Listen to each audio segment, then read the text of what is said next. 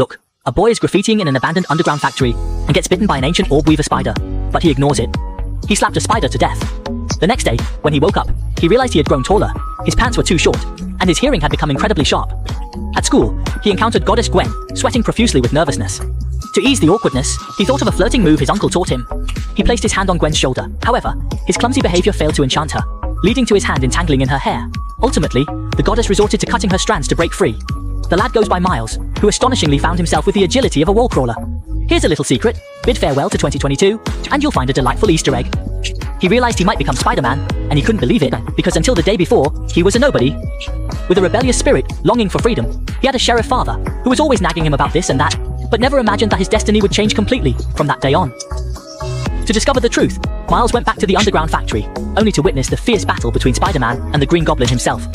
The fight was brutal, and Miles, who had planned to watch secretly, was out of luck.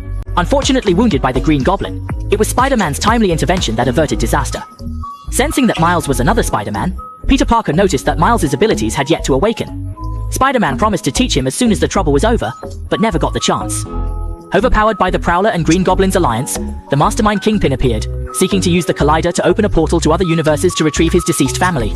This, however, would result in everyone's death. Spider-Man failed to stop Kingpin, who activated the Collider anyway. At that moment, the Green Goblin lost control, causing the Collider to explode. Amidst the wreckage, Miles found the seriously injured Spider-Man. Spider-Man handed the crucial key to Miles, entrusting him with continuing the mission to avert disaster and save humanity. Just then, Kingpin returned with his henchmen, killing Spider-Man in a fit of rage for disrupting his plan.